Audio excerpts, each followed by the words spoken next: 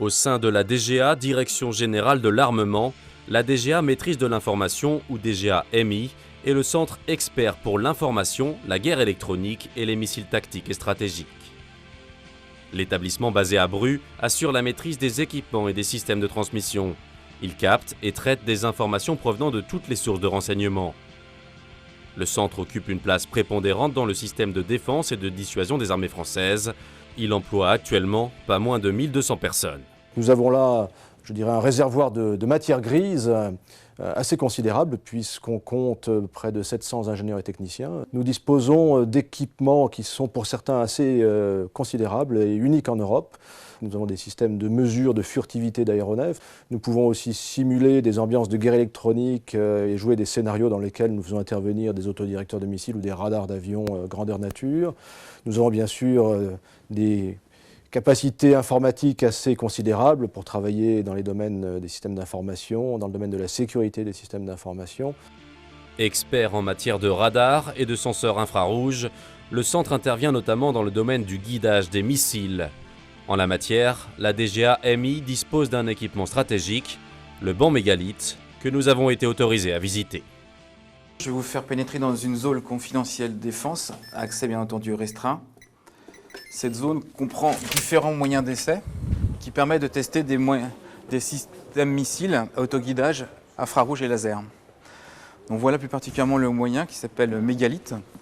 Difficile de le deviner, mais le banc mégalith est en réalité un simulateur de vol.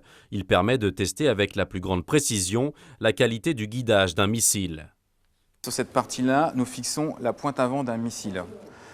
Sur cette partie-là, nous fixons un système de projection infrarouge. C'est ce système de projection qui va exciter la pointe avant du missile de manière à représenter un vol de missile. L'objectif final, c'est de vérifier que le missile va pouvoir atteindre sa cible telle que nous l'avons spécifié dans son cahier des charges.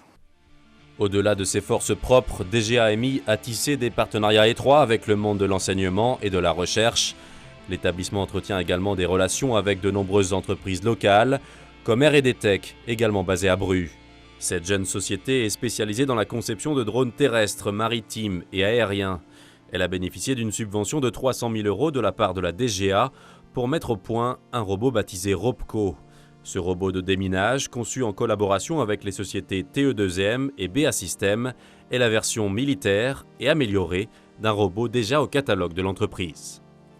L'origine du projet Robco est le petit robot Scopy 250. Donc c'est un robot d'inspection des gaines d'aération. Donc il a des petites caméras devant, petites caméras derrière. Et donc ce robot est un robot civil qui est porté au niveau militaire. Et c'est l'origine du projet DGA. Le projet DGA s'appuiera sur les toutes dernières technologies, notamment en matière de fabrication. Le petit robot démineur sera ainsi fabriqué en partie grâce à une imprimante 3D. Le Scopy est en technologie aluminium. Donc aluminium, c'est une ancienne technologie.